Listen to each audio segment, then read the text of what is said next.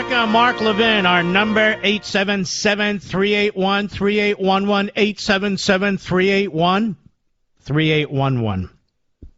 I have an article in front of me talking about how China and Taiwan from CNBC are looking at the situation in Russia and Ukraine. For those who don't think the issue of Ukraine resonates throughout the rest of the world, it does. And so, I've been thinking about this. Put yourself in the shoes of the president of Taiwan, or in the high heels. And you expect at some point this massive country, not too far from your shores, because Taiwan was originally the island of Formosa, where the nationalists escaped as the communists took it over. Chiang Kai-shek. What would you do? What would you do? And I thought about this tiny country, another tiny country, called the State of Israel. What do they do?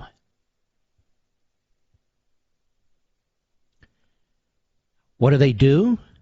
Well, they don't play defense and just take incoming left and right and left and right and left and right. The wars that they have fought suggest otherwise.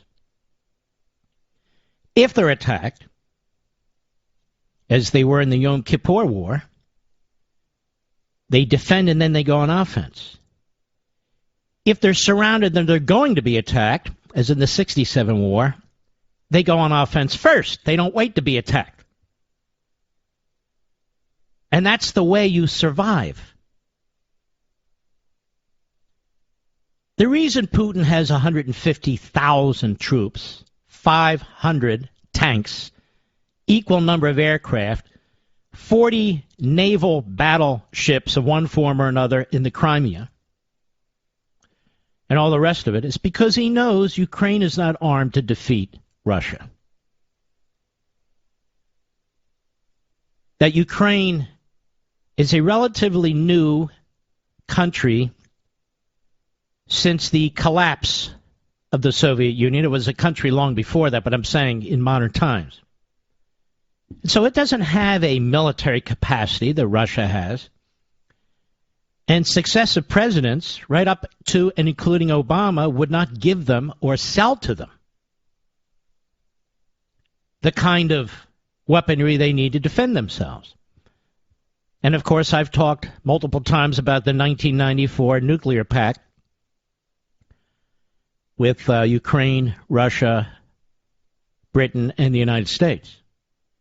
And I'm sure Ukraine wishes it never did that, because now they don't have a really effective deterrence.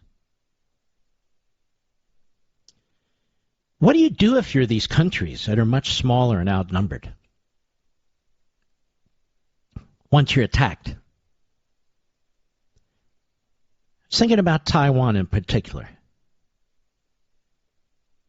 Now, I know I'm just sitting here thinking it through, but the neo-frauds who claim that they're just worried about the best interests of the United States, yet never, ever criticize Putin. Have you noticed that? They don't criticize Putin. They like Putin. There's something about autocracy that's in their blood. I don't know what it is. Now, if I were the president of Taiwan, I would attack the closest major city on the Chinese mainland, rather than sit there and have my country bombarded and bombarded and bombarded with massive death tolls. I mean, Taiwan is 26 or so million people. It's an advanced, small country. It's a country. Every bit as legitimate as communist China, the mainland China, is a country. It effectively, for all intents and purposes, was formed at the same time. Ukraine has not always been an appendage of Russia. So why is it an appendage of Russia today? Well, Russia feels threatened. Well, we feel threatened from Mexico. Does that mean we attack Mexico and take over Mexico? Or how about that clown in Ottawa, in Canada? The world's newest Marxist and totalitarian. Trudeau, Justin Trudeau.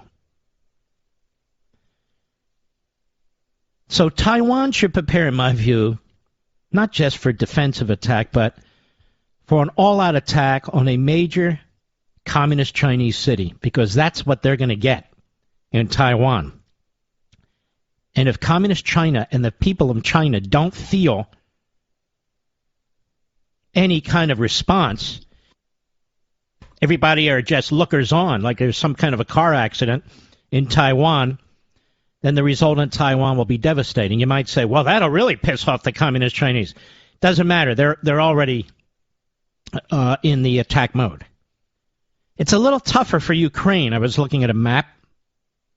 Moscow is not close. It's about 700 miles away. I doubt they have a missile system that can reach Moscow. But there are other towns and cities that they can attack.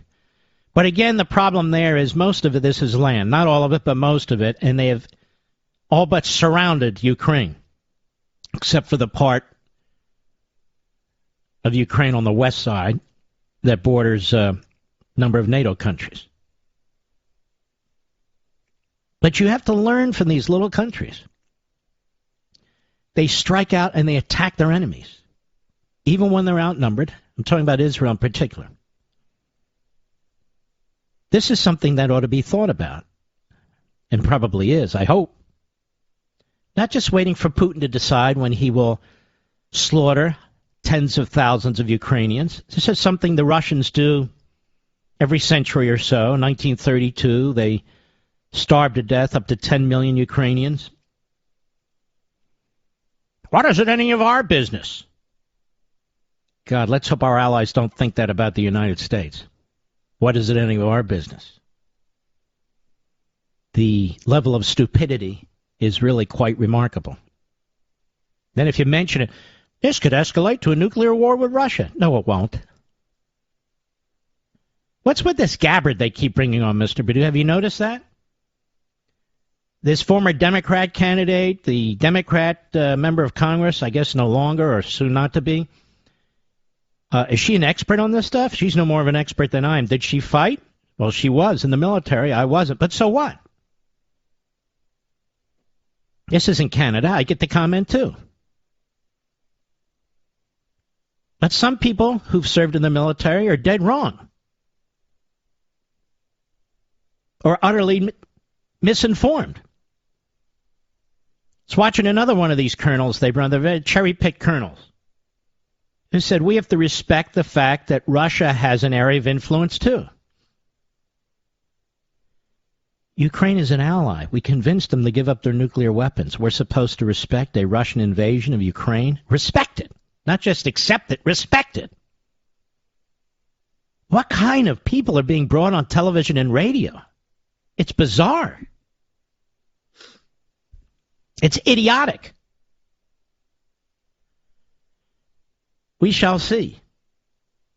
Today is Wednesday. The attack did not occur on Wednesday, at least not yet. And there's no evidence whatsoever that Putin's pulling back, and why would he? What's to stop him? His new friend Xi is all behind him. Germany wants nothing to do with it under their new radical left chancellor. The Eastern European states do not have enough power, that's Poland, Hungary, among others, to stop him. There's nothing to stop him. Nothing. If he had had fear of the President of the United States like he feared Donald Trump, if they felt Trump was unpredictable in many ways he was, which is a strong card, as Rick Grinnell pointed out the other night, that would be good. But Biden is utterly predictable. He caved to the Islamo-Nazi regime in Tehran. He caved to the genocidal regime in Beijing. He caved to the fascistic regime in Moscow. He's caved all of our enemies. Of course, he hates the Republicans more than all of them put together, but you get my point. And they see it, and they know it. 9,000 American citizens still in enemy territory in Afghanistan, and they're still executing in the most horrific way our allies who worked with us. That's not over, ladies and gentlemen, just because our media aren't covering it anymore. It's still happening. I'll be right back. Mark Levin.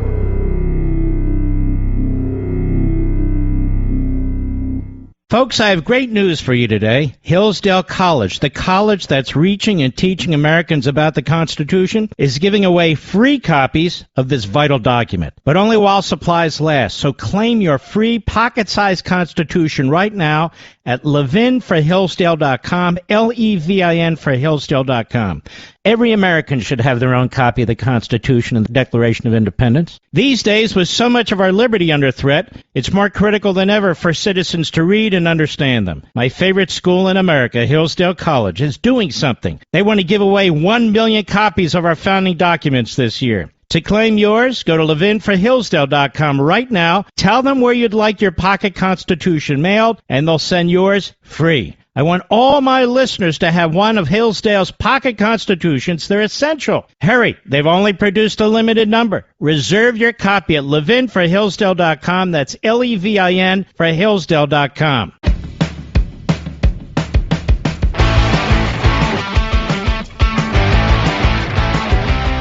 Remember Luis Gutierrez, the former congressman from Chicago? Remember him? Whatever happened to him?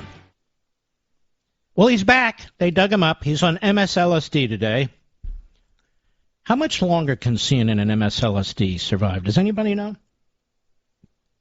Does anybody know? I think, cable is getting weaker and weaker, but these two networks are really wasted carbon footprints.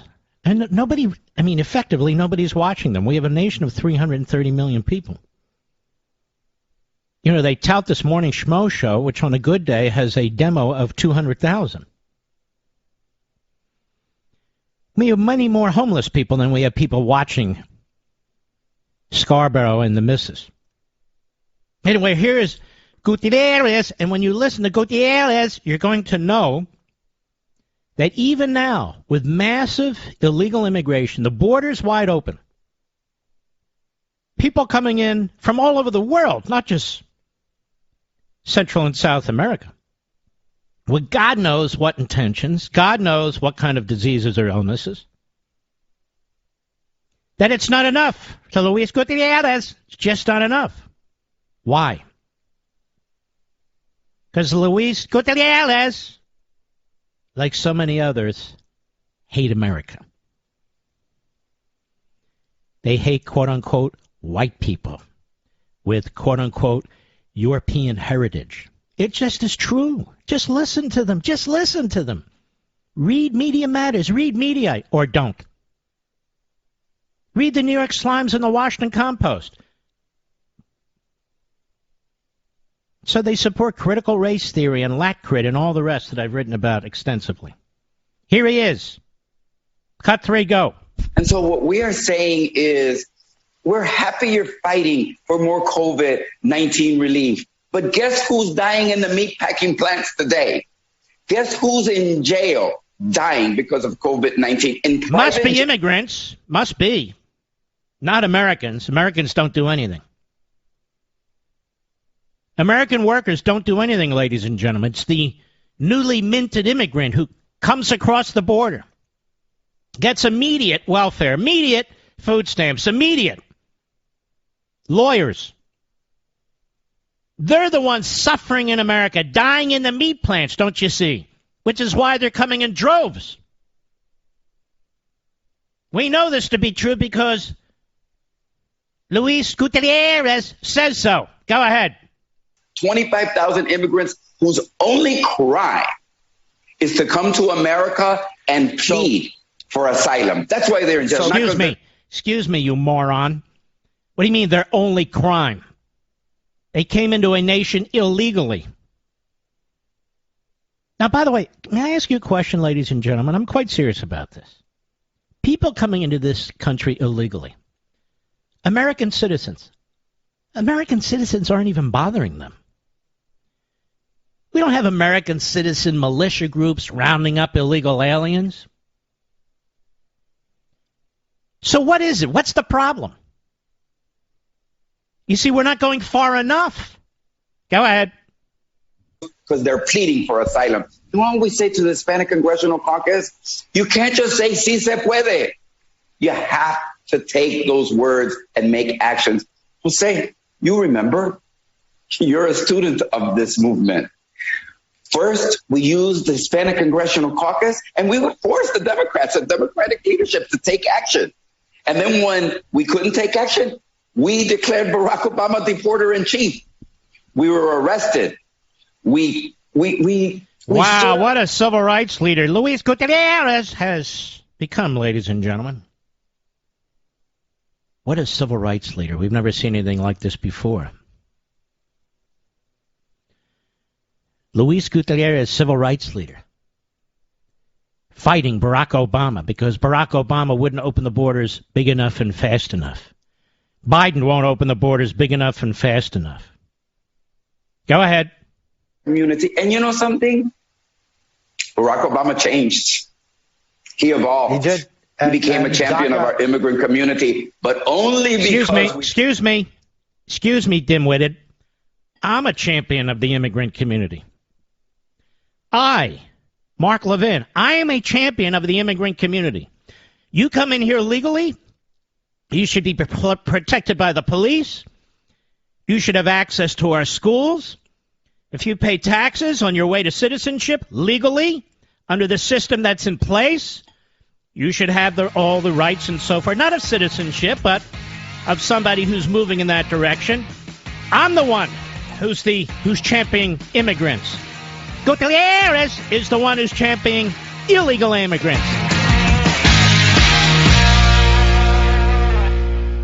Folks, I have great news for you today. Hillsdale College, the college that's reaching and teaching Americans about the Constitution, is giving away free copies of this vital document, but only while supplies last. So claim your free pocket-sized Constitution right now at levinforhillsdale.com, Levin for Hillsdale.com. Every American should have their own copy of the Constitution and the Declaration of Independence. These days, with so much of our liberty under threat, it's more critical than ever for citizens to read and understand them. My favorite school in America, Hillsdale College, is doing something. They want to give away 1 million copies of our founding documents this year. To claim yours, go to levinforhillsdale.com right now. Tell them where you'd like your pocket Constitution mailed, and they'll send yours free. I want all my listeners to have one of Hillsdale's pocket Constitutions. They're essential. Hurry, they've only produced a limited number. Reserve your copy at levinforhillsdale.com. That's Levin for Hillsdale.com.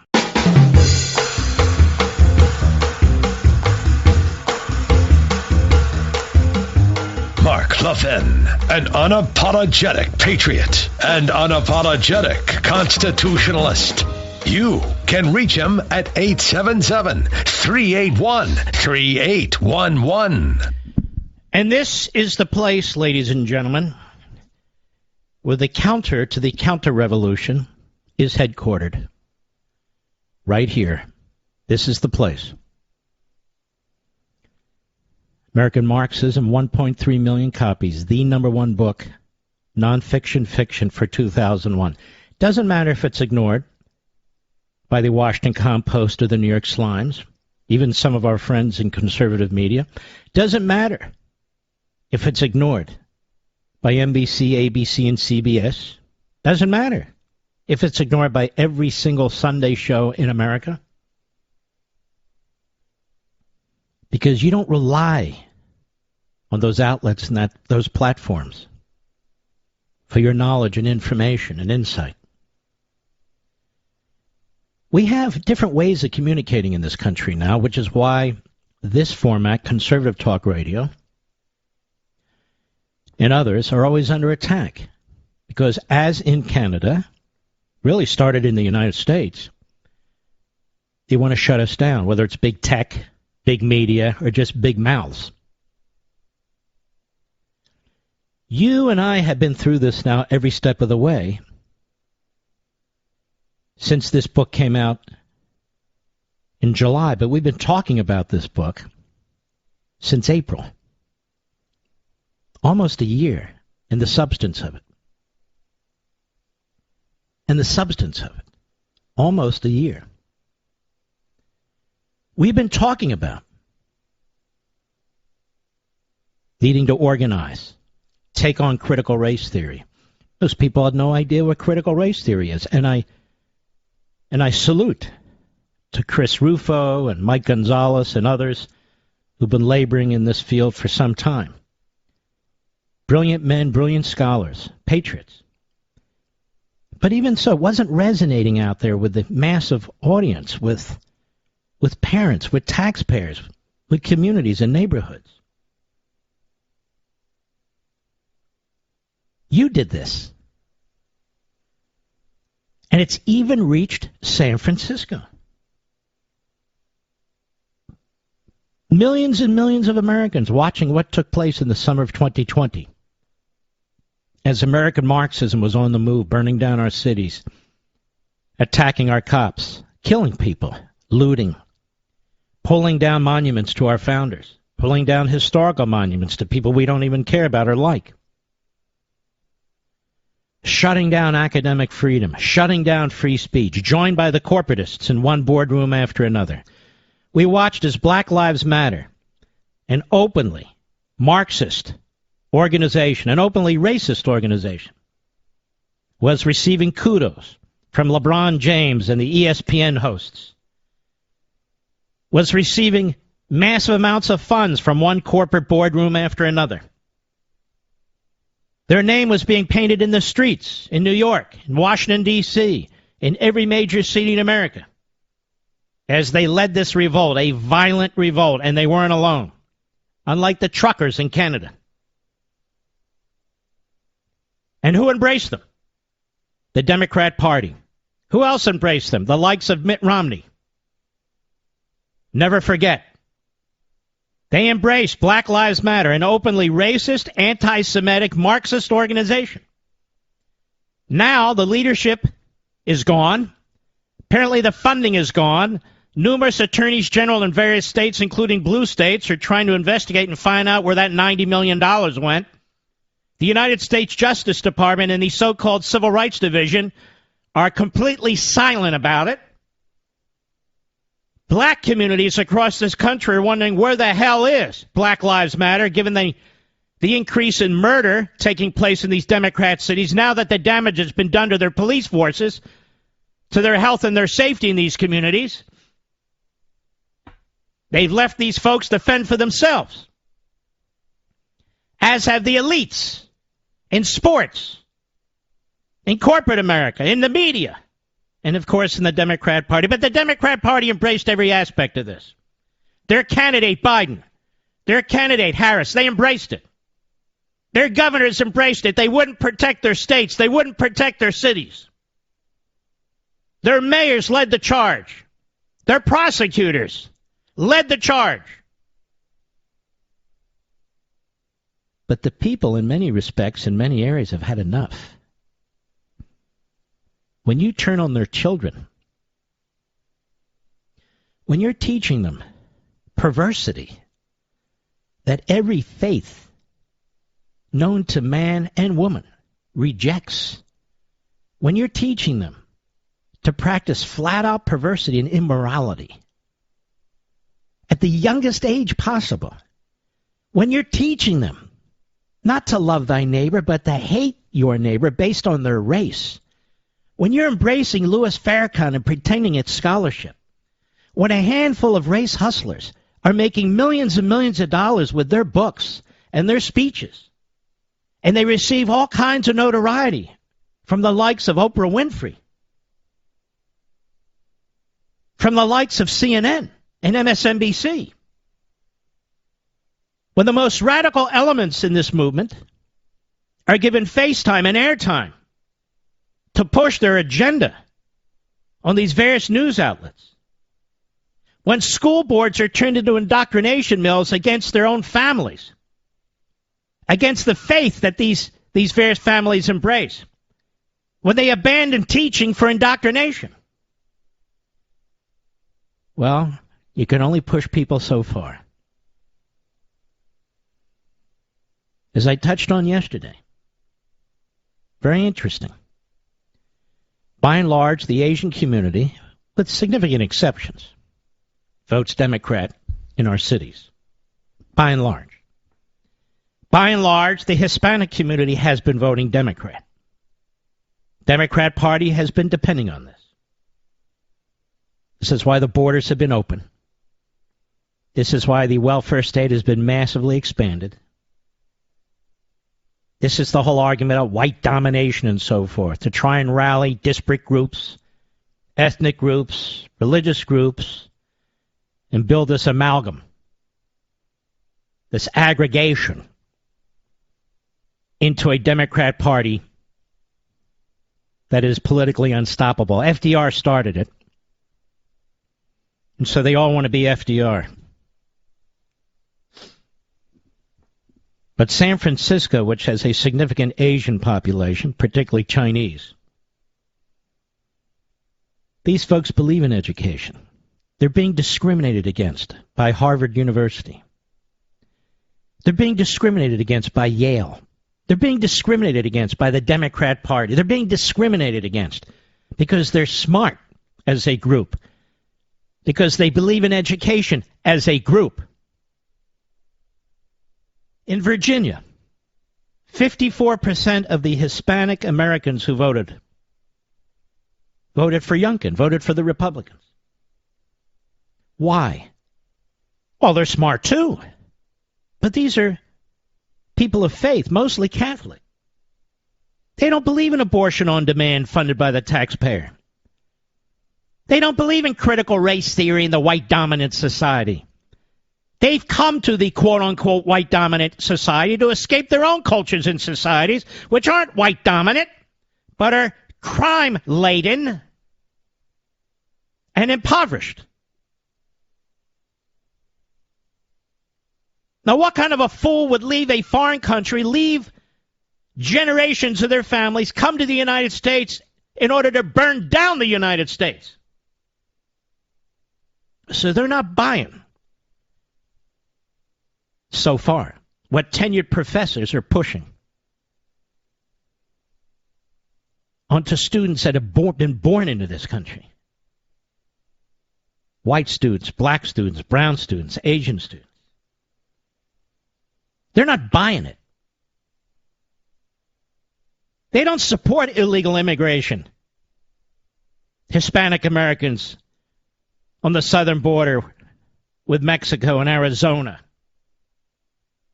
and Texas and New Mexico. They reject it because they care about their families too and their communities too, and they don't know who these people are any more than white people would. If white people were pouring over the border, who the hell are these people? We don't know who they are. All the prejudices, all the belief systems imposed on us about how people think and what they believe, and so they're all lies. They're all lies. Now, we looked at the voting patterns, and we know that in the past, Hispanics have voted overwhelmingly Democrat. Yet that appears to be changing. And you know what's interesting, America? This is important. It's not changing because of anything George W. Bush ever said about amnesty. It's not changing because of anything that Lindsey Graham or Mitch McConnell have said about amnesty. It's changing because these people, second or third generation now, are becoming part of the fabric of the nation. And they don't embrace Marxism, which they escaped. Whether they're Asian or Hispanic, they don't embrace Marxism. Many of them escaped Marxism, whether it's communist China, whether it's what's going on in Hong Kong, whether it's the various Marxist/socialist regimes south of the border, Venezuela, Cuba, Bolivia, on and on. They know these are government Marxist-created hellholes now economically. They know it. And so 54% in Virginia vote Republican, in spite of the RNC, in spite of Mitch McConnell. And it was the Asian community, among others, that rose up in San Francisco and threw out 3 radical, America-hating Marxist school board members because they said enough with the politics, enough with the ideology, enough with the Marxism and changing the names of the schools, enough with the perversity, enough with the critical race theory. Teach our children substance, mathematics, science, chemistry, biology, real history. Teach our children. We're paying for it, and you're abusing them. And these 3 board members were recalled with a yes vote by over 70% of those who voted in the city of San Francisco. They reject AOC. They reject Talib. They reject Omar. They reject Baker and Presley. They reject the Marxist, Stalinist Politburo within the Democratic Party, which is Marxist enough. Nancy Pelosi now is forced to look over her shoulder, which is very painful given the number of face jobs she's had. That is my opinion. Do I have proof? No, but I'm happy to bring her on the program and ask her. But that's it. It's true. It's difficult to turn your head when that happens. But you get the point. Alison Collins, the president of the board, Gabriela Lopez, and Fauga Moliga. 3 of the 7 members were thrown out on their asses. San Francisco is probably, if not one of the most radical left cities in America. Even the mayor had to go along with this. They've turned Union Square in San Francisco into a human feces hole. Many of you have visited San Francisco. I've often said, no offense, I'm from Philadelphia, that San Francisco is our most beautiful city. You can't say that anymore. The amount of carjackings, murder,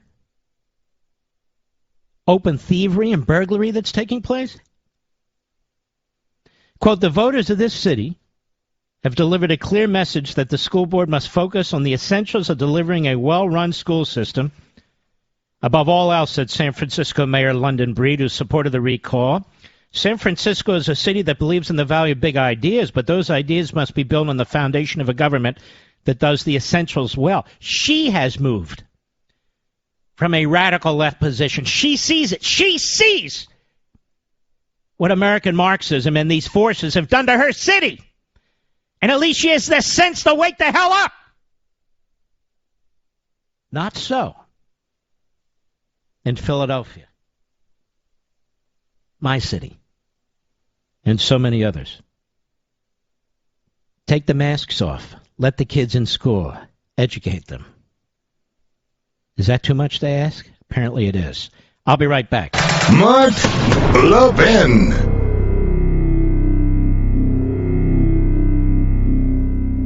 Folks, I have great news for you today. Hillsdale College, the college that's reaching and teaching Americans about the Constitution, is giving away free copies of this vital document, but only while supplies last. So claim your free pocket-sized Constitution right now at levinforhillsdale.com, Levin for Hillsdale.com.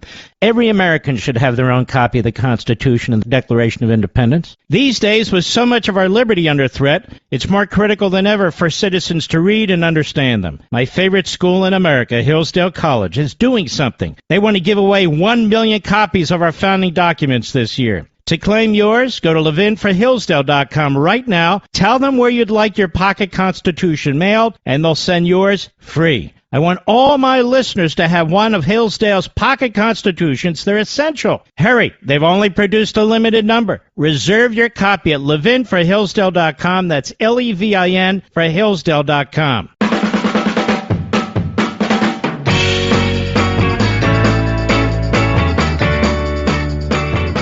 like to think I'm a very logical person. Try to be.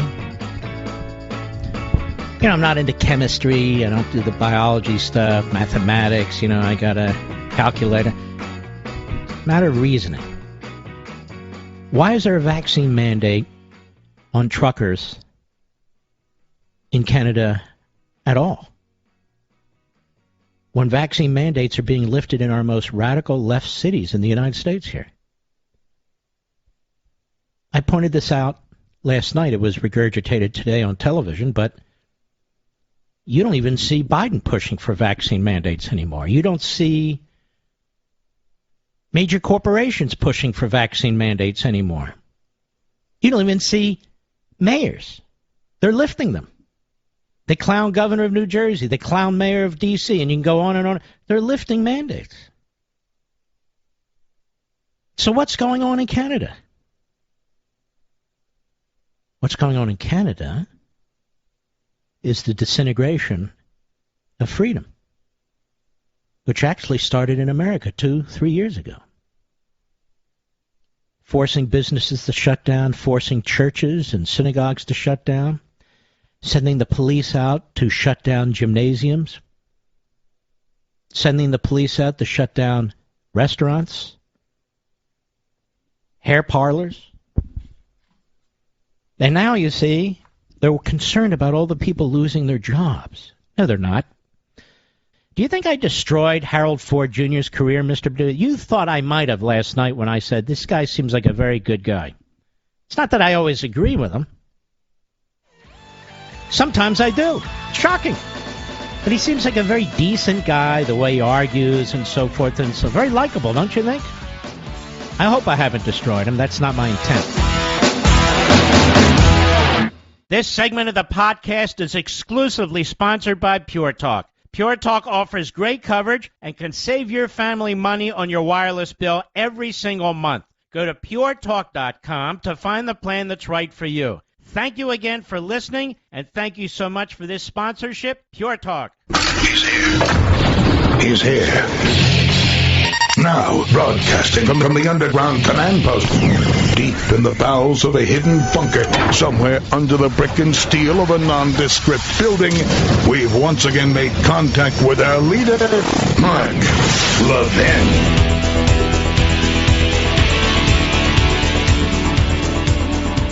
Hello, America. Mark Levin here. Our number, 877-381-3811. 877-381-3811. Back in 2010, you may remember, I wrote a book called Liberty and Tyranny, and we talked about it at length, probably over the course of 18 months.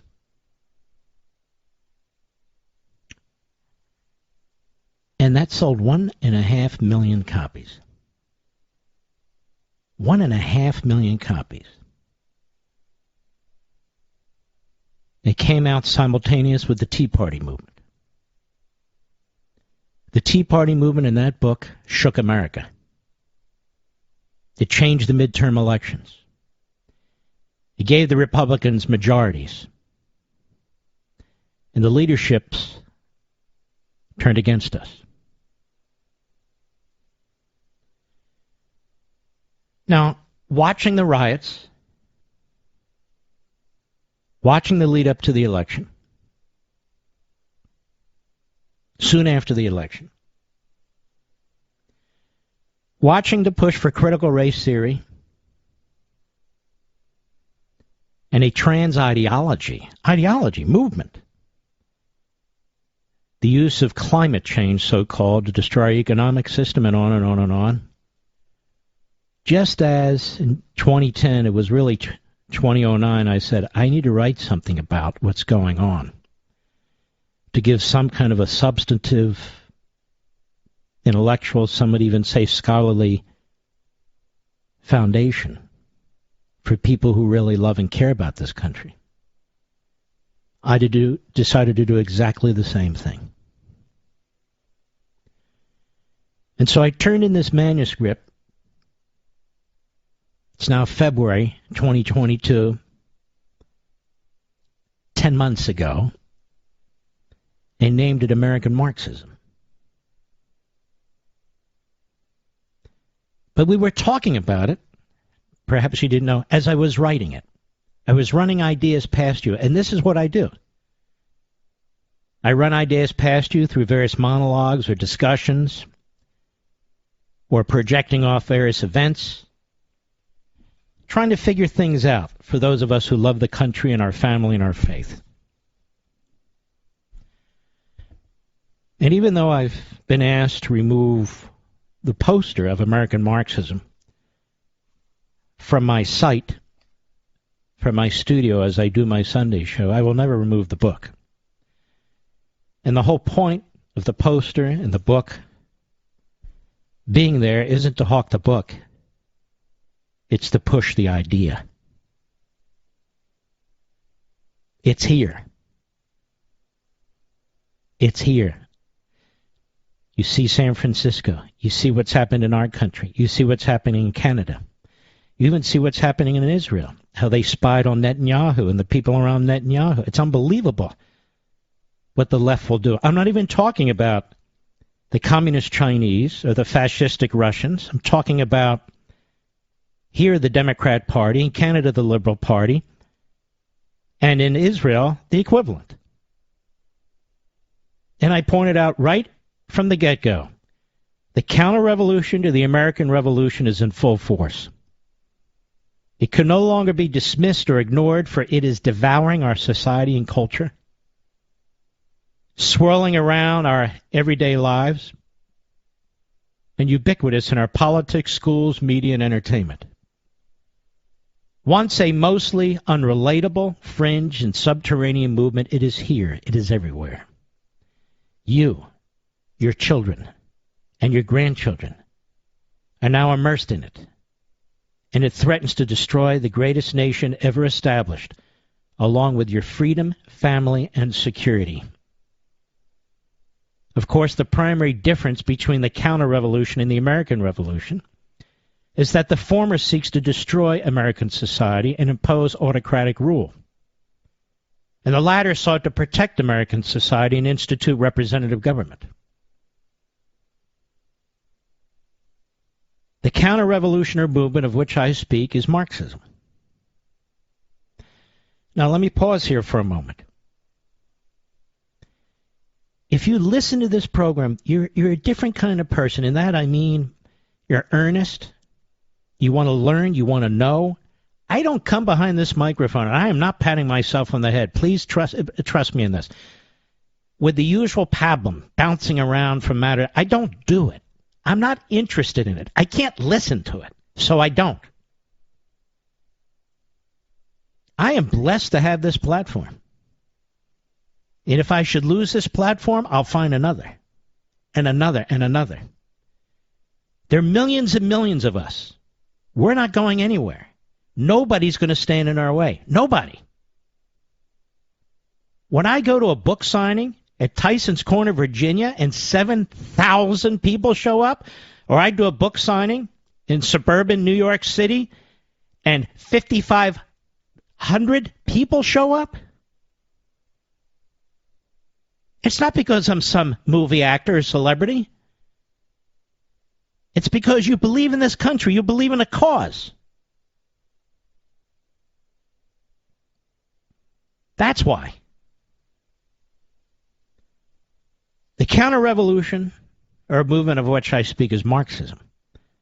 I've written about Marxism at length, 2 earlier books, Meritopia and Rediscovering Americanism, and discuss it regularly on my radio and television shows.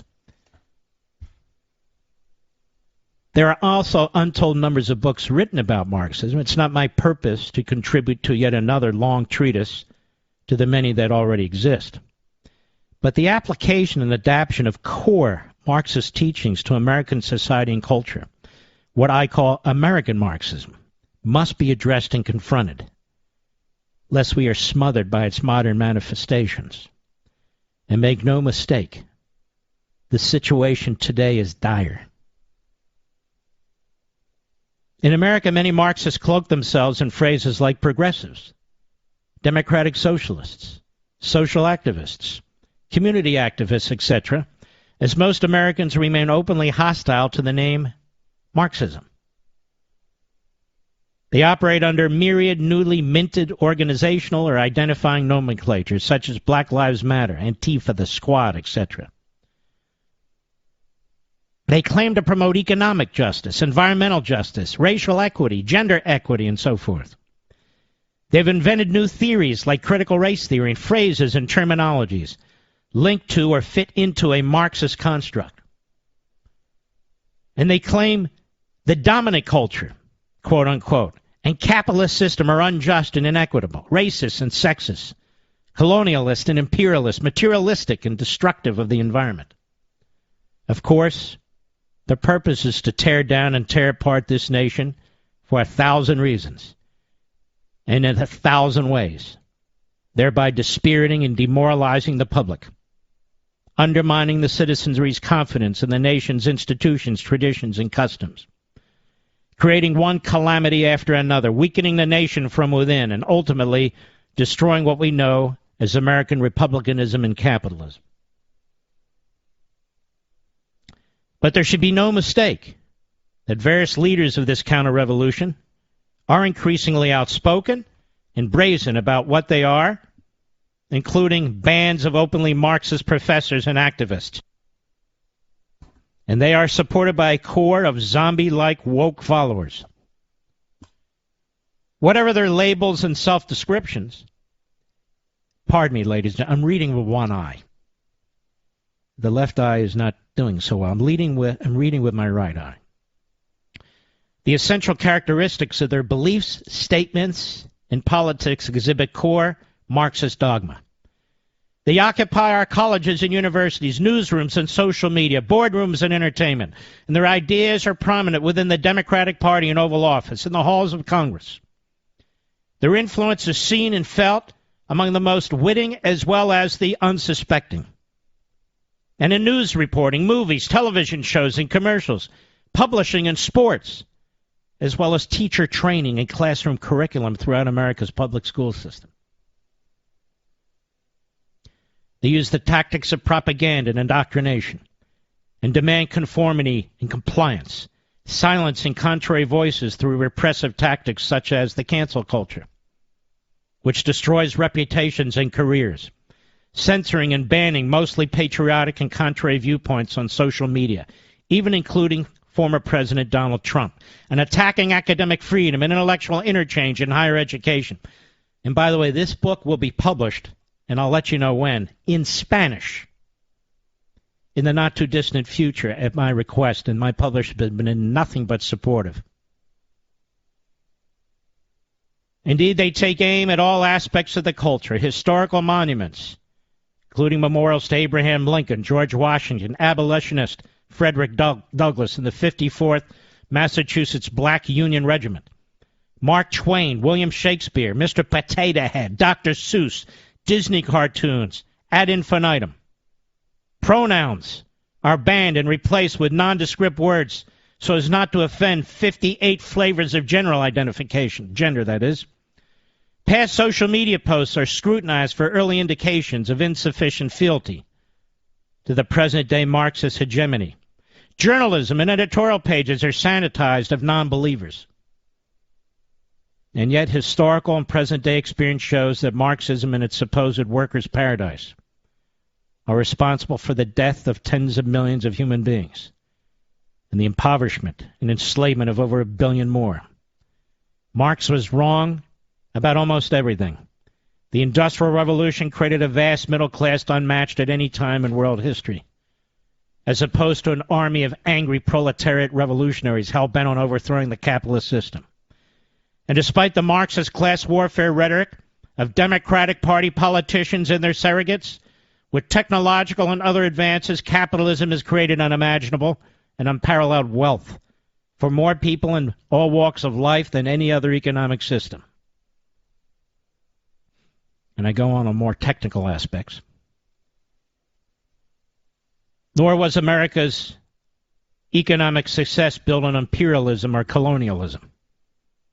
The very resources America is falsely accused of plundering from other countries have not in and of themselves made those countries wealthy, even though they are the repository of these resources. American know-how and ingenuity born of freedom and capitalism, are the source of societal and economic development and achievement, not to say advancement. And then I talk about what is this appeal of Marxism. And we go through the book from the opening chapter, of which I will stop reading, to Hate America, Inc., our universities, racism, genderism, and Marxism, climate change fanaticism, propaganda, censorship, and subversion, and then the all-important Chapter 7, We Choose Liberty. And the longest part of Chapter 7 deals with education, organizing, recalls of school board members, the use of the Freedom of Information Act, organizing parents, organizing students, organizing neighborhoods, attending school board meetings, using the Freedom of Information Act in the state, using private attorneys or legal organizations that agree with you to bring litigation, demanding to see what the teachers are doing at seminars, demanding to see textbooks, demanding to know how teachers are paid, demanding to know about their unions, insisting on parent involvement, insisting on citizen participation, community committees, all throughout Chapter 7.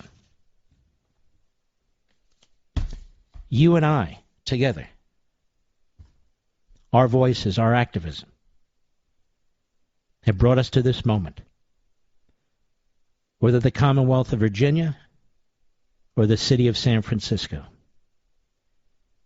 And I think our belief systems and our values are shared by most of the people in a country like Canada. And they see it too. Canadian Marxism. The same problems. The same autocracy. The same war on working people and the middle class. The same war on capital creation. The same war on the individual. They see it. We see it. Our counter-revolution to the counter-revolution. That is, our embrace of the civil society is beginning a march of its own. Stay involved, stay active. We must not allow the American Marxists or the Canadian Marxists to kneecap this effort. We must not allow the likes of Mitch McConnell and the Republican establishment and establishment parties in other parts of the world to cripple us by pretending to be part of us while behind the scenes they choose candidates that show fealty to the likes of a Mitch McConnell rather than to the American people. I'll be right back. Mark Levin.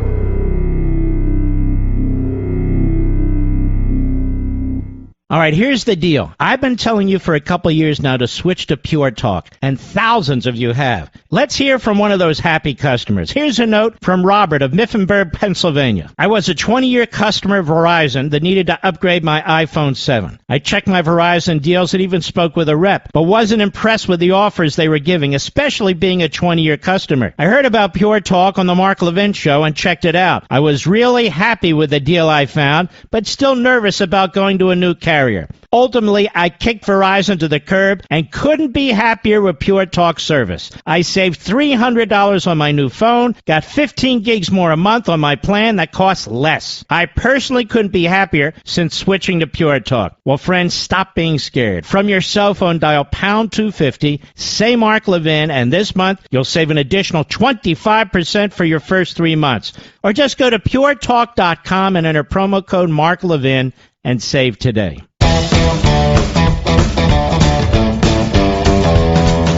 You know, ladies and gentlemen, as the Marxism elements of the Democrat Party, the modern Democrat Party, are exposed, they lose. So why are we so afraid of calling it what it is and exposing it? Well, you and I aren't. Until the Republicans in the Senate rid themselves of Mitch McConnell, who is a cancer on the Republican Party, and the zombie-like senators who show up when he shows up at a news conference and stand to his left and his right, who hope to replace him because they have a similar lack of personality, no principles, and are your typical politician who most people cannot stand, the Republicans won't make the kind of progress legislatively that they should. The Republicans may well take the Senate thanks to us again. Mitch McConnell is in Alabama trying to defeat a conservative candidate, Mr. Producer. Our friend, who we're going to bring on this program. Mitch McConnell is working throughout the states to try and make sure Reagan/Trump constitutional conservatives are not nominated. Because he wants life easy on Capitol Hill. And so the candidates he's supporting against our candidates have multi-millions of dollars because Mitch McConnell is working with the corporatists. He's not going to take on the corporatists. He's not going to take them on. Because he works with them. He's not going to take on Washington because he's part of it. He needs their money. He benefits from Washington. One of the things you need to ask any candidate who seeks to become a United States Senator from your state is if they're going to vote for Mitch McConnell to be the leader. Right now, we don't have any Republicans, whether it's Cruz or Rand Paul or anybody else, who vote against Mitch McConnell for the leader. That's kind of strange, isn't it? It's like a mob boss. Well, if this doesn't stop, I don't care how many senators we send to the Senate, there will be no effective change and pushback. The pushback and effective change is you from the bottom up in the school boards, in the state legislatures, and yes, in Congress. This is a movement. It is a real movement. And these people have no idea in Washington or the media how this movement came to be. Inflation under our current administration is at 40-year highs. Everything's more expensive. Cars, gas, groceries, housing, cost of living increases are bankrupting Americans, which is why you need to find areas in your life where you can actually save money. And your wireless bill is one of them. Verizon, AT&T, and T-Mobile all overcharge you for the same service you could be getting from Pure Talk at a fraction of the cost. That's why I'm a customer and why you should be one too. And listen to this. The more lines you have, the more you save. Right now you can get 4 lines, talk, text, and data for just $64. That's not per line, that's total, which is how the average family is saving over $800 a year. Find out how much you can save. So do this. Go to puretalk.com. Find the plan that's right for you. Find the phone that's right for you. Or just bring your own. Then this month only, enter promo code Levin Podcast, and you'll save an additional 25% off your first 3 months. That's puretalk.com, promo code Levin, Levin, podcast.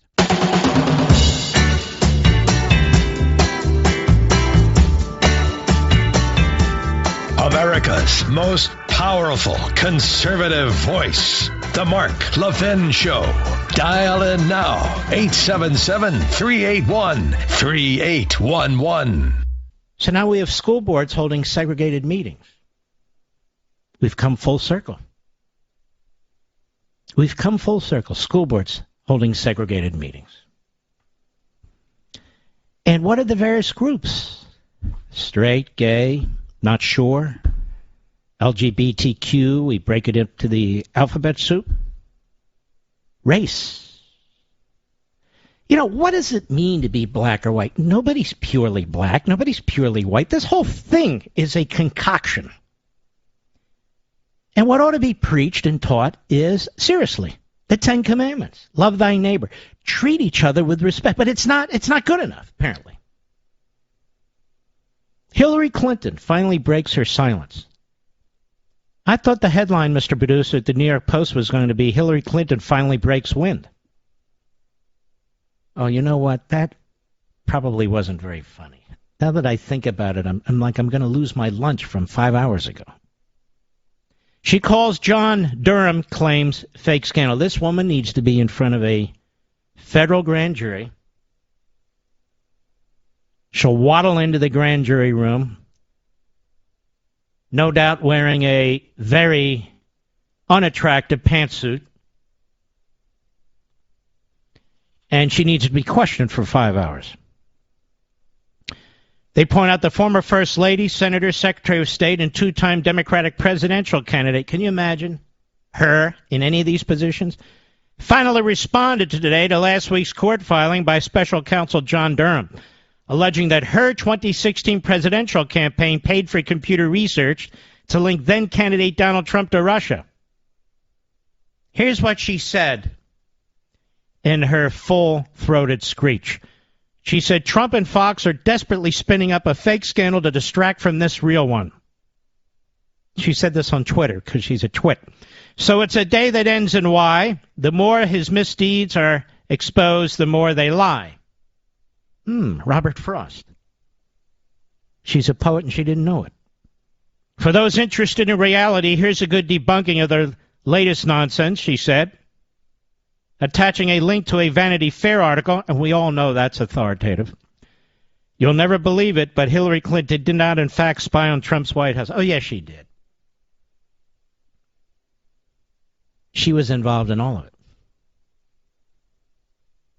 Why else would it occur? It was intended to help her. She needs to be in a prison cell. She needs to be in a prison cell with another prisoner, maybe a prisoner Henrietta or Bertha, if you get my drift. She needs to be in a prison cell. Very much. This woman has escaped the law for her entire life. From her crappy law practice in Arkansas all the way up to today. All the way up to today. And the media is still covering for her. To establish an inference and a narrative tying then candidate Trump to Russia. That's what she was all about. The fact is, Hillary Clinton is corrupt. Now you might say, Mark, she might sue you. Well, corruption has a very broad word depending on its application. That said, can you imagine a better way to conduct discovery? And I want to congratulate my friend Jesse Waters, and he is my friend. Somebody else has finally listened to what I'm saying about this guy, Mark Elias, who I've been talking about how long now, Rich? A year, maybe two? This is the slip and fall, ambulance-chasing, radical, left-wing kook Democrat lawyer who has his bony hands in everything. In everything. He's the legal Svengali. Not particularly great lawyer. Just has some grit. And I've noticed, Mr. Producer, when you look at Mark Elias, he looks a lot like Brian Stelter, does he not? He looks like a guy that also had his ass kicked across the kickball field when he was in 6th grade. Just me. I just think that's what these guys are. That's what he looks like. Stelter and Elias. And hopefully John Durham will get to the bottom of all of them. Time will tell. But Hillary breaks her silence. This is all fake, ladies and gentlemen. We all know Trump had ties to the Russians. This is all fake. Hillary has done more damage to this country, even more than the big dummy. She's done more damage to this country in her various positions. I mean positions she has held. I mean government positions. She's done more damage to this country. And I have to say this, and I've said it before. I am no fan of Bill Clinton. I'm no fan of a guy who was a serial adulterer. You have to wonder if he's been able to escape, various... What am I trying to say, Rich? How can I say this without causing a problem? Transmitted diseases, may I say?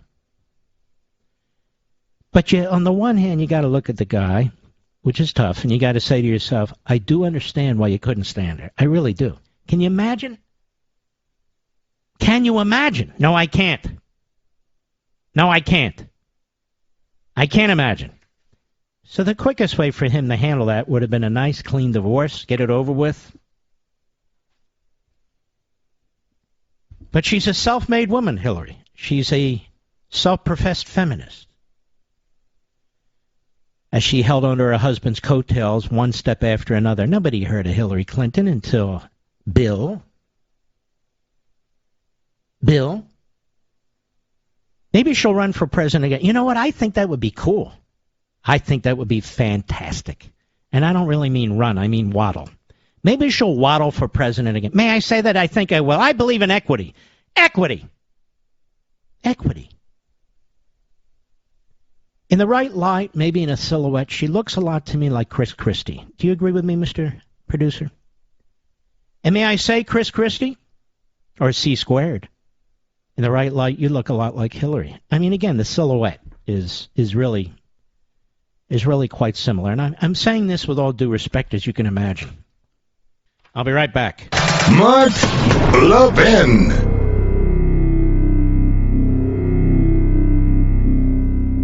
All right, here's the deal. I've been telling you for a couple of years now to switch to Pure Talk, and thousands of you have. Let's hear from one of those happy customers. Here's a note from Robert of Mifflinburg, Pennsylvania. I was a 20-year customer of Verizon that needed to upgrade my iPhone 7. I checked my Verizon deals and even spoke with a rep, but wasn't impressed with the offers they were giving, especially being a 20-year customer. I heard about Pure Talk on the Mark Levin Show and checked it out. I was really happy with the deal I found, but still nervous about going to a new carrier. Ultimately, I kicked Verizon to the curb and couldn't be happier with Pure Talk service. I saved $300 on my new phone, got 15 gigs more a month on my plan that costs less. I personally couldn't be happier since switching to Pure Talk. Well, friends, stop being scared. From your cell phone, dial pound 250, say Mark Levin, and this month you'll save an additional 25% for your first 3 months. Or just go to puretalk.com and enter promo code Mark Levin and save today. Now,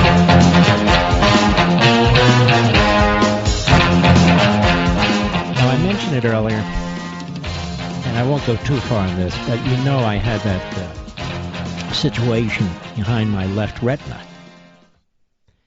And unfortunately, due to conditions out of my control, I haven't been able to get a shot in that eye for the last 7 to 10 days.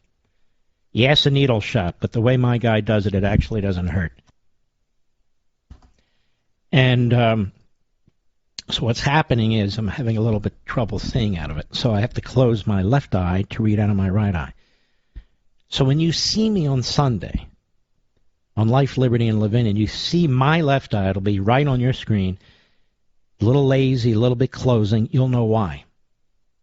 I'm not winking at you. No. Hey, look over here. I don't have Tourette's, you know. I don't have Nancy Pelosi eye immobility. It just depends. Sometimes she blinks away like a fly.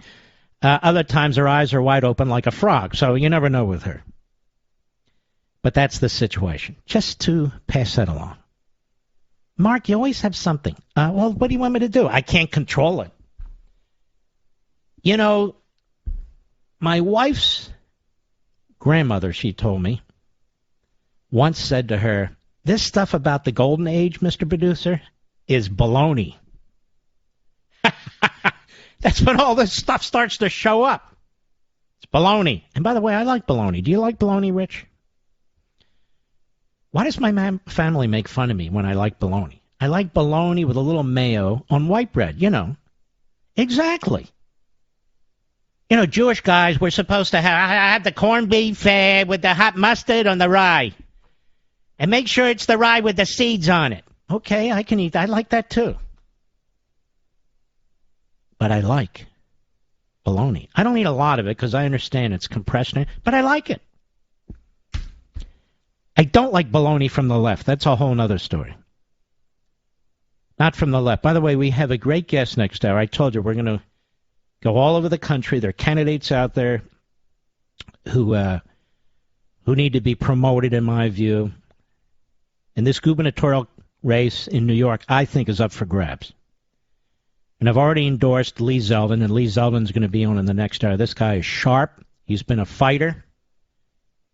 He's principled, his views have been known, and he would be a tremendous shot in the arm for the state of New York. I know there's other repubes out there.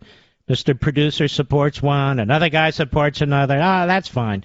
They're nice people, but they're losers. So I'm going to continue to promote Lee Zeldin. And, we've promoted the Attorney General in Arizona. We promoted Josh Mandel in Ohio. And others. I can't remember everybody. Can you, Rich? Mo Brooks, my man Mo Brooks, of course, in Alabama, who McConnell's trying to take out. We'll be right back. Ladies and gentlemen, I want to ask you a question. Did you know withdrawing your cash from the bank can be very risky? That's right. Banks are now required to spy on us for the government, and they report any behavior they think is suspicious. It's true. And I was shocked when I read The Secret War on Cash from Swiss America. The new war against cash is really a war against the Constitution, against all freedom-loving Americans. So you need to read The War on Cash. Get your free copy by calling 800-630-1492, 800-630-1492, or visit SwissAmerica.com. Now, this war on cash is growing daily and also includes all forms of digital money. Please get and read The Secret War on Cash free to my listeners by calling now, 800-630-1492, 800-630-1492, or visit SwissAmerica.com. He's here. He's here. Now, broadcasting from the underground command post, deep in the bowels of a hidden bunker, somewhere under the brick and steel of a nondescript building, we've once again made contact with our leader, Mark Levin.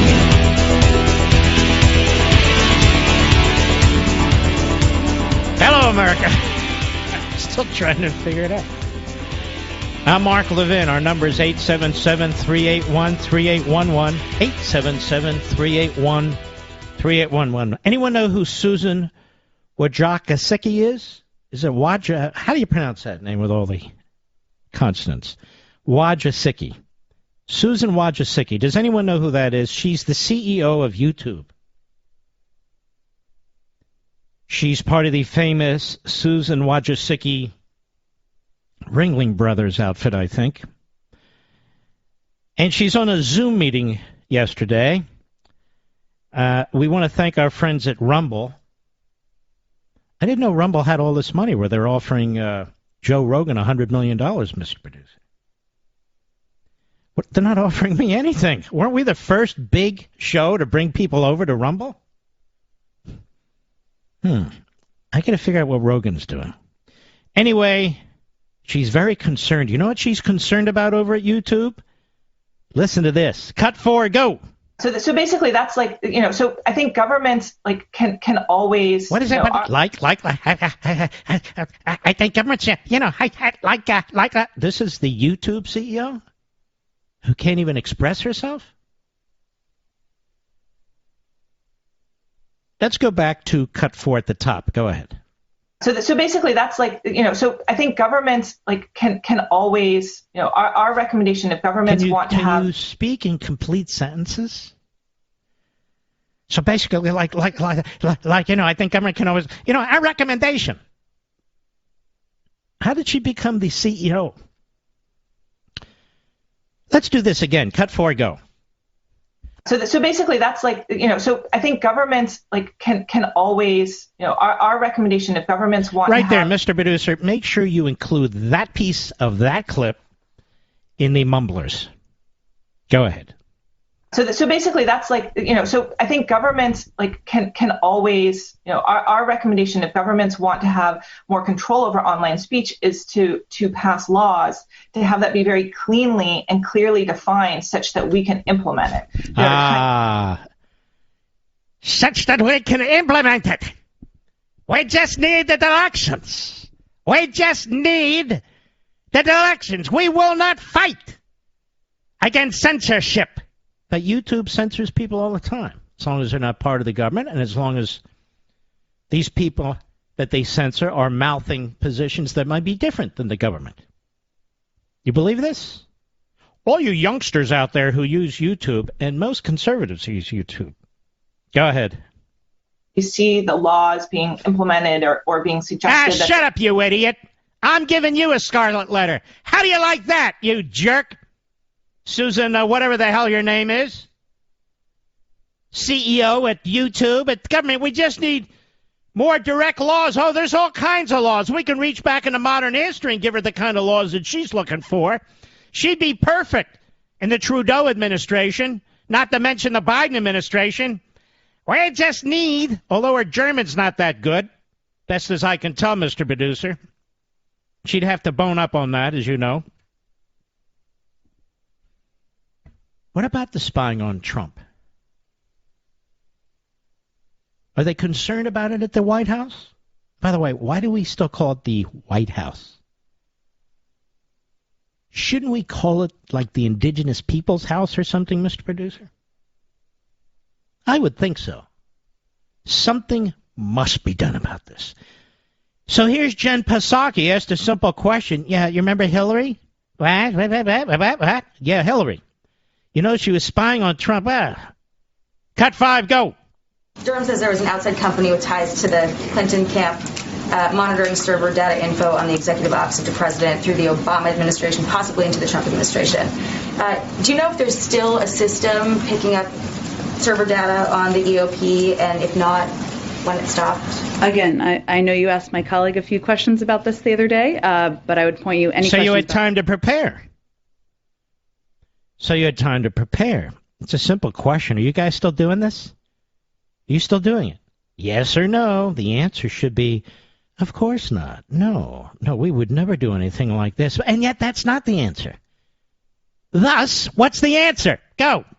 The Department of Justice. And then is what so we have to go to the Department of Justice to ask about servers in the White House? And I'm sure we'll get a great answer from Meritless Garland and his colleagues of kook, creeps, and cronies. Go ahead. In the filing there, monitoring internet traffic, is that, generally speaking, would that be considered something along the lines of spying? Again, I would point you to the Department of Justice. I'll answer the question. The answer is yes, young lady. The answer is yes, spying. And those were simple questions that required simple answers. But unfortunately, we have a simpleton. Now we have Donnie Douche. Donnie Douche is on the Morning Joe. It's a little fella. Thinks he's a tough guy. Doesn't look tough to me, does he to you, Mr. Producer? I'll bet I could take him. Not that I'm going to do that. I just bet I could. And there's Donnie Douche, double D, on the Morning Schmo. Now, he can't get FaceTime anywhere else unless it's the post office. And he's a Trump hater. He's a very wealthy man. I don't know how he made money, but if he can do it, anybody can. So here's Donnie Douche. If Democrats don't get this right and start sweeping election, democracy's over. So, ladies and gentlemen, if we don't elect Democrats, democracy's over. Isn't it like the opposite? In the green room over there at MSLSD in New Jersey, do they allow drug use, Mr. Producer? Do they hand out like free needles or something? I'm not talking about Donnie Douche in particular, of course. Cut 7, go. What Donald Trump understood was that Americans hate elitism. They hate it. The average person... He understood resentment. Okay. That's what... Wait, who's that? Oh, that's Barnacle. Oh, these names. Donnie Douche. We have Mike Barnacle. What's next? What's next, Mr. Producer? When will little Dick Durbin be a guest on the program? Do you know? We'll have Donnie Douche, Mike Barnacle, little Dick Durbin. We got a whole menagerie going on here. Now, what he understood was resentment. Resentment? Isn't that the ideology of the Marxists and the Democrat Party? You have too much money. Give it to me so I can give it to somebody else. We're going to redistribute wealth. Resentment? That's you, Pukes. By the way, let's be honest with each other.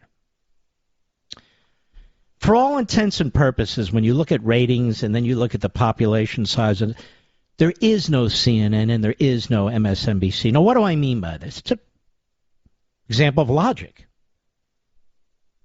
You know that old line, if a tree falls in the forest and you don't hear it, has it fallen? Well, of course it has. Just because you don't hear it.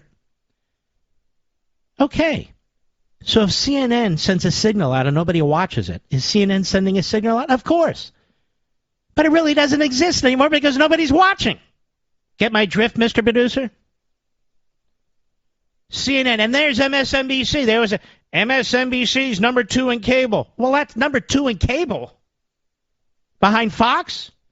That doesn't tell you anything. They can be way, way behind number 2, and they are. It's a freak show over there at MSNBC. Now, CNN is like the people who even MSNBC wouldn't hire. They can't keep their pants on. They're shooting rockets all over the place. There's all kinds of incestuous stuff going on there among very ugly people, I might add. And in fact, it's very disturbing to even think about it. And then you have MSLSD. No standards at all. They bring in Sharpton. They bring in Joe Scarborough, rejected by Fox, lousy on radio. Are they ever we're coming back. We're going to rebuild our radio show. We'll be back. They never came back. Why? Because they lied. They were never coming back. You people didn't want to listen to them.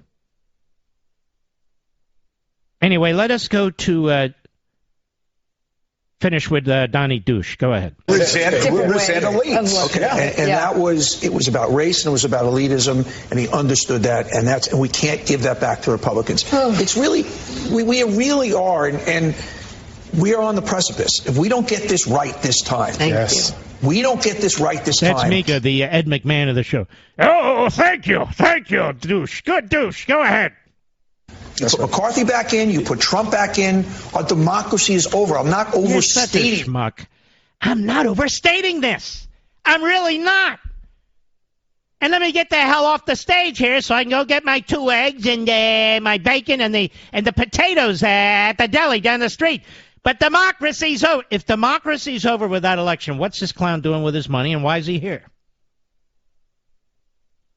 And then they wonder why people are upset. Why are we against each other? Why are people arming themselves? Why is there violence?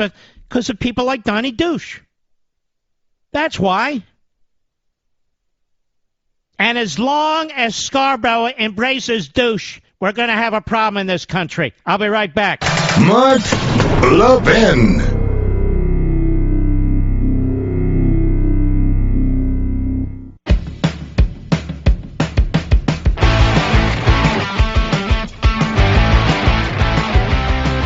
Ladies and gentlemen, as you well know, throughout my career in this esteemed business, I have endorsed candidates. I have opposed candidates. I have supported Democrats. No, I haven't. I can't think of one, actually. I have supported Republicans, and I have opposed Republicans. It happens.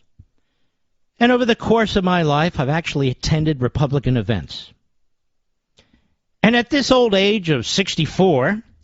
I still attend from time to time Republican events, and I'm asked to speak. And what am I speaking about these days? American Marxism. Exactly what I say on the air. And I'll be doing this in Palm Beach in March. Media Matters, the Soros front group, which is populated by reprobates, by hacks, by people who should be investigated, and whether they're complying with their IRS rules.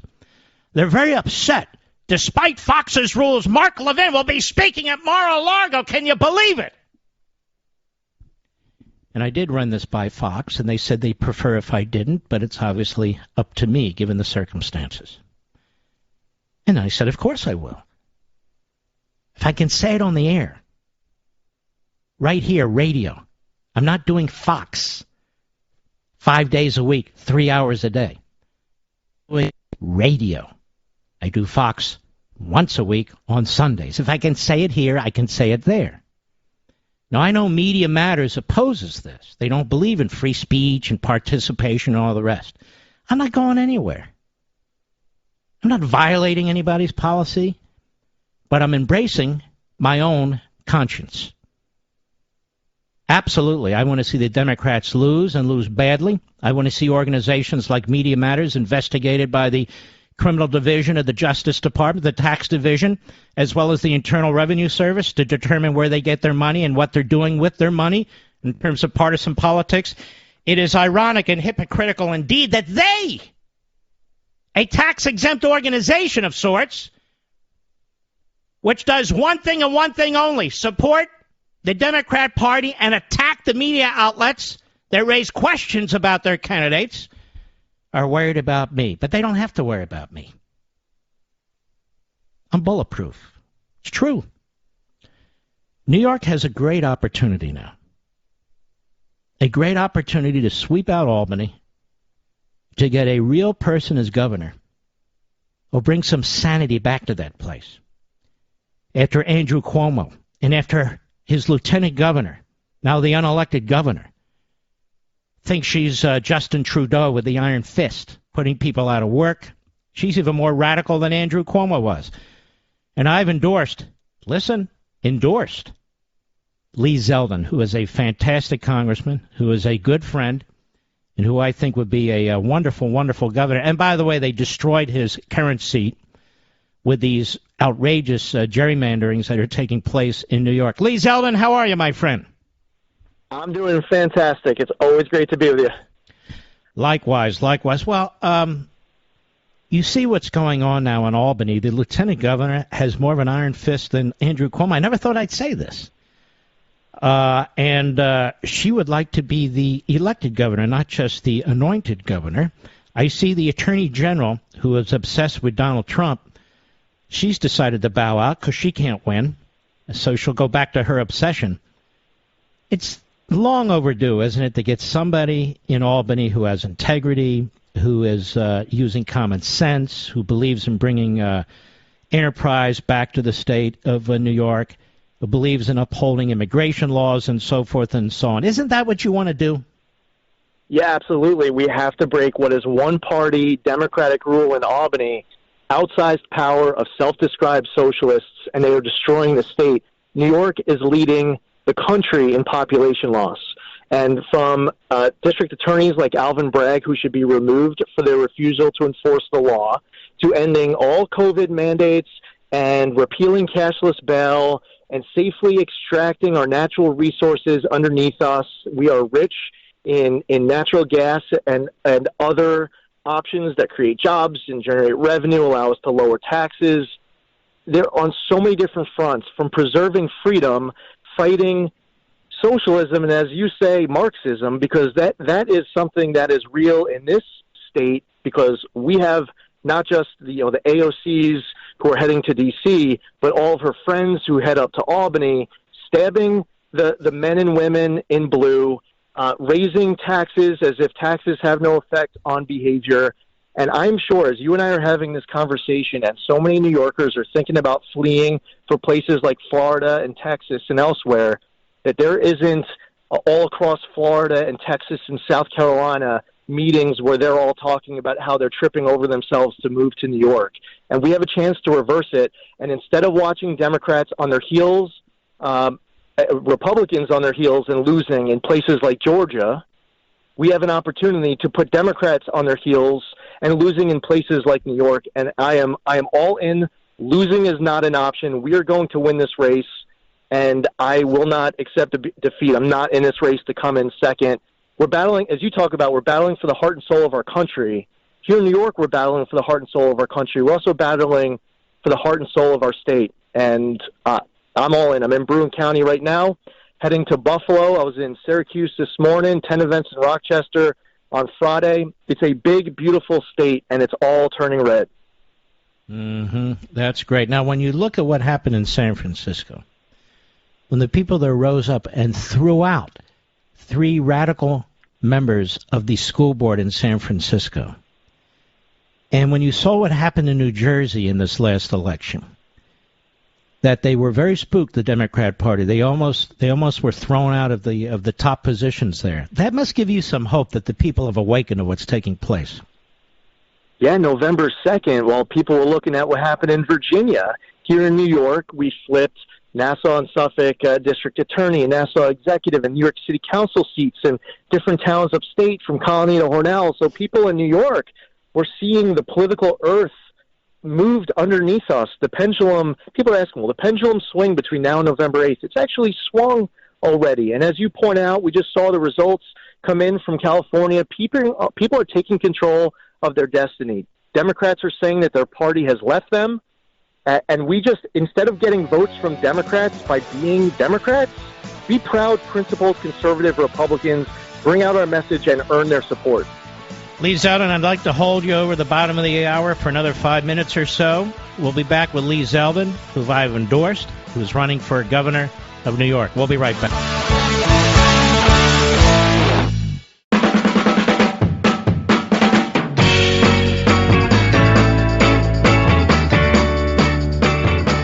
You're listening to Denali, the Great One. The Great One. And you can call in now, 877-381-3811. Eric Hananoki at Media Matters. He's been there since 2007. He is their investigative reporter. Somebody sent him an invitation to something I'm speaking at. A very, very, really on-the-ball investigative reporter. I'll also be at CPAC in a few weeks, so you might want to report that, because you're an investigative reporter after all. CPAC, Eric Hananoki, and he's trashing Gutfeld, and he's trashing Brett Baer, and he's trashing just everyone he can get his hands on. Oz, he's trashing Hegseth. How does this group have a nonpartisan tax-exempt status, this Soros Front group? That's what I want to know. And I'm sure they have loved my friend Lee Zeldin, who's running for governor of New York now. Lee Zeldin, there is a movement afoot in New York City and elsewhere to allow illegal aliens to vote. Now, how would you prevent them from voting in statewide and federal elections? So that's the problem. So in New York City, they just legalized the non-citizen voting, 800,000 people for the November 2023 election. Fortunately, they won't be allowed to vote this upcoming November. But if we don't fight back and get the courts involved and to get this all the way up the system in order for them to rule on the principle of one person, one vote is a right that belongs to U.S. citizens and U.S. citizens only, then the Democrats will only look to repeat what they do in New York City in other places around the entire country. It's illegal. It's unconstitutional. Clearly, the legislative branch and the executive branch with one-party Dem rule, they're not going to do anything about it. We have to get the judiciary involved. And it's going to need to be, like here in New York, it's going to have to be the federal courts. And they should rule. The principle of one person, one vote gets diluted when you give U.S. citizens, give away their right to people who are non-citizens. And, of course, at the federal level, they want to get rid of the voting ID. So can you imagine illegal aliens voting? You get rid of the voting ID, you'll never be able to track down who's voting. They will so completely and utterly corrupt the system. It's just shocking and appalling that they do not want to play fair and square on the left and the Democrats. Are you concerned that even so, even though this won't kick in until after the election for governor and some of these other seats, that there'll be, may I say, hanky-panky going on now in some of these cities that won't go back to pre-pandemic and tighten up their standards? Yeah, this is absolutely happening. Now, I support voter ID. We should have it in all 50 states. We should have it in New York. You're requiring 6-year-olds to show their papers to eat at a restaurant in New York City, but they're not requiring, they're saying it's racist to require an adult to show their ID in order to vote. I believe that that this is happening right now. I've seen the documentation. People are getting onto the rolls and actually voting, and they are illegally in our country. In order to go through the citizenship process in the United States, you can't be on voter rolls. So they submit a request to the County Board of Elections requesting to be removed, and they're basically outing themselves. So my home county of Suffolk, we have a stack of documentation of people who through the years have gotten on the voter rolls and they actually voted. They created a new law in New York State where illegals are able to get driver's licenses. And there was a box that you could check to register to vote. Then they changed the rule where instead of opting in to vote, you would have to check a box to opt out. So you go get your driver's license or some of these other benefits that the government's providing and shouldn't, you're automatically being registered to vote unless you ask not to be registered. We cannot allow radical local city councils and mayors to destroy our voting system from the bottom up and then allow radical members of the House and Senate to destroy our voting system from the top down. This is a broad-based attack on the right to vote and the right of the franchise to ensure that voting is legitimate, isn't it? Yeah, 100%. And last November, there was a constitutional amendment that New York, in this blue state, New York voters went and rejected same-day voter registration, and they rejected a separate ballot proposition for no excuse absentee balloting. The voters of New York have risen up. We've seen widespread bipartisan support for voter ID, widespread bipartisan opposition to ballot harvesting. People want election integrity. And fortunately, last November 2nd, when they went to vote in New York, those proposals, the top items to weaken our election system by Democrats, they both went down. And fortunately, people rose up. They got smart, they got educated, they got involved, and they voted. Now, what about this gerrymandering that's going on in New York? In these blue states, it's been horrific. They're trying to wipe out the last Republican seat in the state of Maryland. In your state, they're trying to blow out 3 or 4 Republican congressmen, and you'll be down to 2 or 3 Republicans in a huge state with a huge population. Well, first off, I think that the courts should overturn these maps, and that's a possibility. They did a massive gerrymander, even though twice it went to a statewide vote in the past where they set up a commission to draw the maps. And the New York voters have already voted for a different process than what this supermajority Democrat legislature just passed. The court should overturn the maps. But here's the best part.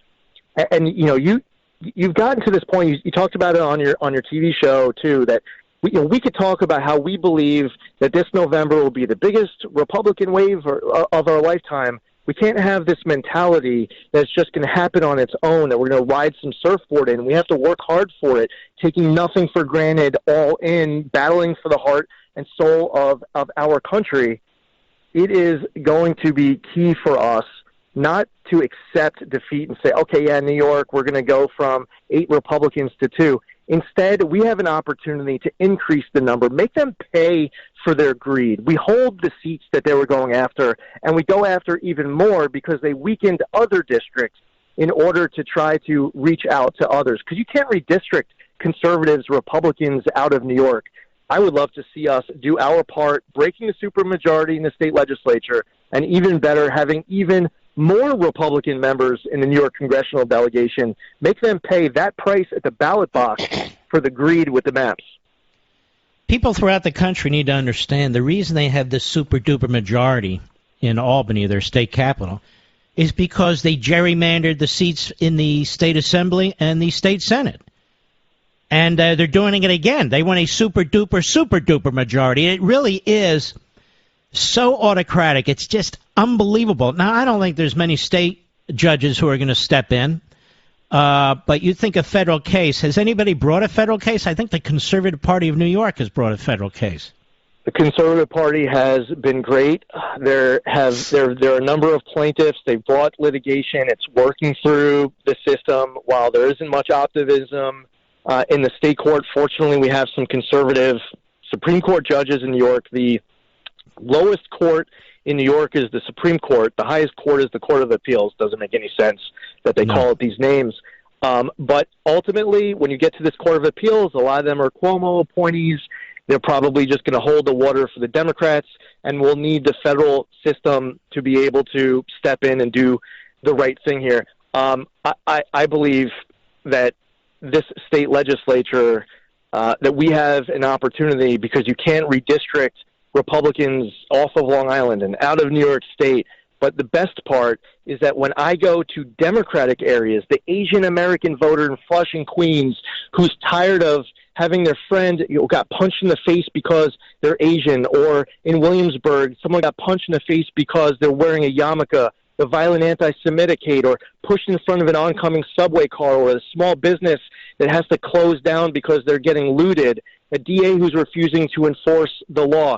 They want to feel safe on their streets. They want to feel free. They want to be able to stretch their money out to be able to survive here. Democrats, the Asians in Flushing, Queens, the black pastors in Sunnyside, Queens, the Hispanic voters in the South Bronx, Democrats in many respects, they're talking about balance, and they're realizing that the Democratic Party is destroying their city. I really feel like we're going to get the votes that we need, not just from the Republican areas, but even hitting our marks of what we need in the Democratic areas, too.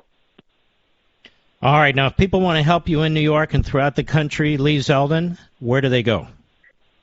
Zeldin for NewYork.com, ZELDINFOR, New York. It's all spelled out, Zeldin for NewYork.com, and we're on social media, and I appreciate everyone who's out there fighting a good fight, and thank you, Mark Levin, for being a champion for all of us on the airwaves every single day with a principled fight leading the charge.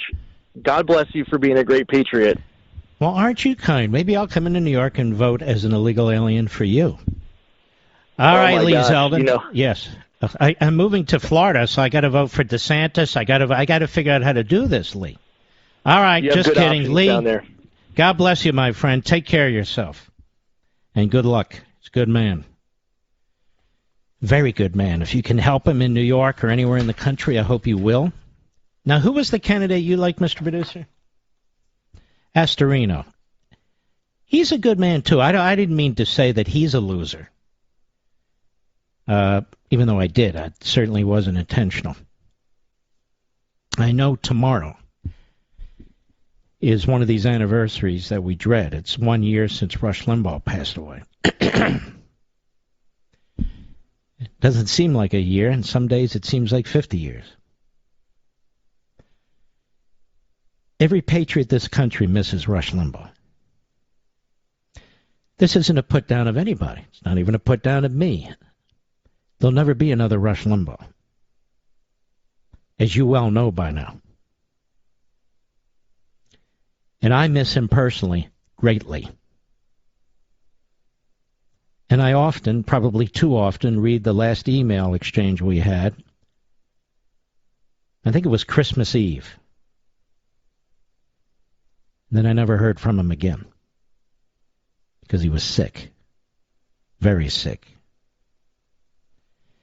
He guided me in many ways.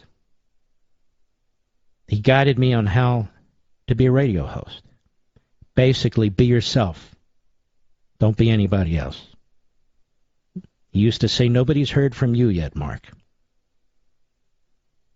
Honestly, he used to say, nobody writes books like you do. Early on, when I would provide him with legal advice, just because I enjoyed doing it, as you know, he named me the director of his legal division, F. Lee Levin. Well, there was no legal division, and of course, F. Lee Levin was a takeoff on F. Lee Bailey. He was hilarious. Rush was. And in private, with his family and friends, he was not bombastic. He was a kind soul. He cared about his fellow man, and he cared about you, his audience, more than anything else. He was often annoyed in his career at the bureaucracy in radio, whether it was program directors or regional managers or ownership or whatever it was. But he muscled through it because he knew what he wanted to do, and he knew it would make a difference, and he knew it would work. And it worked in a spectacular fashion. You hear me talk about Media Matters and the rest of them. They all wanted to destroy Rush. They wanted to destroy his character, his reputation, and his position with you. But they couldn't, and they failed. Because of you. Because you loved him, and he loved you. He knew he was dying. But he came behind that microphone every day he could, even after the treatments. And the treatments were brutal. And we miss him a lot. Call him what you will. We miss our Babe Ruth. We miss our George Marshall. Very, very much. I'll be right back. Mark Levin.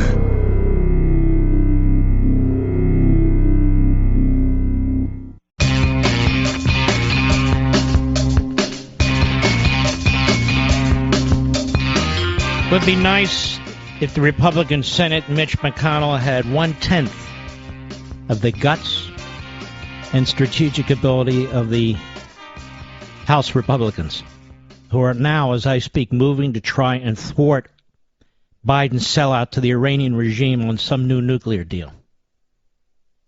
Where's McConnell? Where's Thune? Where's Barrasso? Where's Humpty Dumpty? Where are these people? Trashing Trump, trashing you? Always looking out for their own power and their own welfare? Well, that brings us to the close of another program. I've only been doing this how many years, Mr. Producer? My first day was on WABC. We're pretty close to 20. Well, 02 would be 20 years, I guess, pretty much. Syndicated for how many years? 17, give or take? Wasn't too long after that. And I'm here because of you. Whatever success I have is because of you. I am deeply blessed by you folks in the audience, and I want to thank you. We salute our armed forces, police officers, firefighters, emergency personnel, our truckers, our nurses, our doctors, all you folks that make this country work and are under attack. We stand with you shoulder to shoulder. I will see you tomorrow. God bless you.